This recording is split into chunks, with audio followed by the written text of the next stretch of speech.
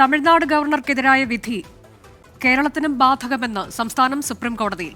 എന്നാൽ കേരളത്തിന്റെ വാദത്തെ കേന്ദ്ര സർക്കാർ എതിർത്തു. തമിഴ്നാട് കേസിലെ വിധി കേരളത്തിന് ബാധകമാകില്ല എന്ന് അറ്റോർണി ജനറൽ ആർ വെങ്കിട്ടരമണി വാദിച്ചു.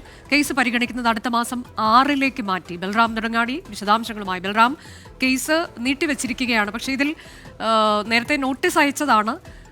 തമിഴ്നാടിലെ കാര്യം ചൂണ്ടിക്കാണിക്കുകയാണ് കേരളം എന്നാണ് മനസ്സിലാക്കാൻ കഴിഞ്ഞത്. അതിൽ കേന്ദ്രം എതിർക്കുകയും ചെയ്യുന്നു. എന്താണ് ഇന്ന് കോടതിയിൽ നടന്നത്?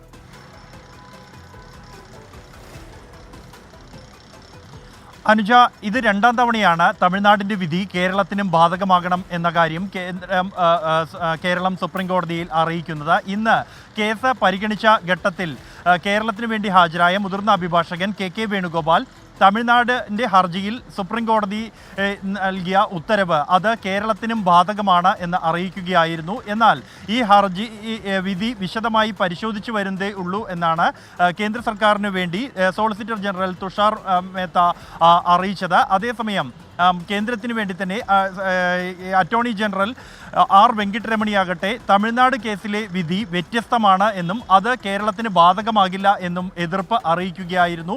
തുടർന്നാണ് ഇക്കാര്യം വിശദമായി പരിശോധിക്കേണ്ടതുണ്ട് എന്ന് സുപ്രീം കോടതി വ്യക്തമാക്കിയത്. PS നരസിംഹ ഉൾപ്പെട്ട ബെഞ്ചാണ് ഈ ഹർജി ഇന്ന് പരിഗണിച്ചത്. തുടർന്ന് ഇക്കാര്യം വിശദമായി പരിശോധിക്കുന്നതിനായി മെയ് 6 ഈ ഹർജി മാറ്റിവെക്കുകയായിരുന്നു.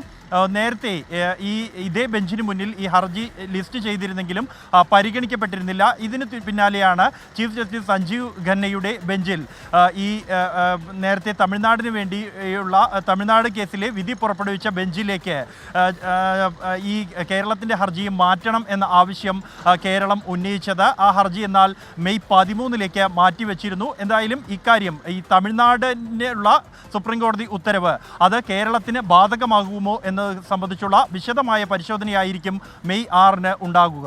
അനുജ, അല്ല എന്നുള്ളതാണ് കേന്ദ്ര സർക്കാരിന്റെ വാദം. എന്തെങ്കിലും അവർ കൂട്ടിച്ചേർത്തിട്ടുണ്ടോ ഇന്ന് കോടതിയിൽ?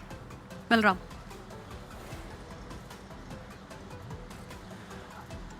അനുജ, അല്പസമയം മാത്രം നീണ്ടുനിന്ന വാദമാണ് ഈ ഹർജിയുമായി ബന്ധപ്പെട്ട് ഇന്ന് സുപ്രീം കോടതിയിൽ ഉണ്ടായത്. ഈ കേരളത്തെ സംബന്ധിച്ചിടത്തോളം ഏറെ നിർണായകം തന്നെയായിരുന്നു ഇന്നത്തെ വാദം എന്നുള്ളത്. പ്രത്യേകിച്ച് തമിഴ്നാടിൻ്റെ ഹർജിയിൽ സമാനമായ ഹർജി തന്നെയാണ് ഗവർണർ ഈ ബില്ലുകളിൽ തീരുമാനമെടുക്കുന്നതിനായി വൈകിപ്പിക്കുന്നത് വലിയ ഭരണപ്രതിസന്ധി ഉണ്ടാക്കുന്നു എന്ന് ചൂണ്ടിക്കാണിച്ച് തന്നെയാണ് തമിഴ്നാട് സർക്കാരും സുപ്രീം കോടതിയെ സമീപിച്ചത്. തുടർന്ന് ജസ്റ്റിസ് പർദിവാല അധ്യക്ഷനായ ബെഞ്ചാണ് തമിഴ്നാട് സർക്കാരിന് അനുകൂലമായ ഒരു വിധി പ്രസ്താവിച്ചത്. രാഷ്ട്രപതിക്കും ഗവർണർമാർക്കും ബില്ലുകളിൽ തീരുമാനമെടുക്കുന്നതിനായി സമയപരിധി നിശ്ചയിച്ചുകൊണ്ടായിരുന്നു ഈ ഉത്തരവ് എന്നുള്ളത്. ഇത് വലിയ തോതിൽ ചർച്ച ചെയ്യപ്പെടുകയാണ്. ഇതിനെതിരായ വിമർശനങ്ങൾ ഉൾപ്പെടെ BJP നേതാക്കൾ ഉന്നയിക്കുന്ന ഒരു പശ്ചാത്തലത്തിൽ കൂടിയാണ് കേരളത്തിൻ്റെ ഹർജി ഇന്ന് സുപ്രീം കോടതി പരിഗണിച്ചത്.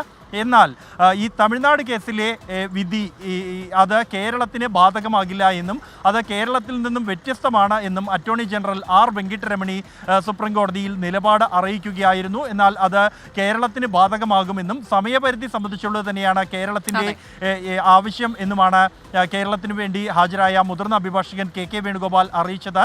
തുടർന്നാണ് ഇക്കാര്യം വിശദമായി പരിശോധിക്കാൻ മെയ് 6 മാറ്റിയത്. അനുജ, ശരി, ബില്ലുകളിലെ കാലതാമസവുമായി ബന്ധപ്പെട്ടാണ് തമിഴ്നാട് ഗവർണർക്കെതിരായ വിധി കേരളത്തിനും ബാധകമെന്ന് സംസ്ഥാനം സുപ്രീം കോടതിയിൽ പറഞ്ഞത്. എന്നാൽ കേരളത്തിന്റെ വാദത്തെ കേന്ദ്ര സർക്കാർ എതിർക്കുകയാണ്. അത് ബാധകമാകില്ല എന്നുള്ളതാണ് കേന്ദ്രത്തിന്റെ നിലപാട്. വിശദമായി പരിശോധിക്കേണ്ടതുണ്ട് എന്ന നിഗമനത്തിന്റെ അടിസ്ഥാനത്തിൽ ഈ കേസ് അടുത്ത മാസം 6 സുപ്രീം കോടതി മാറ്റി.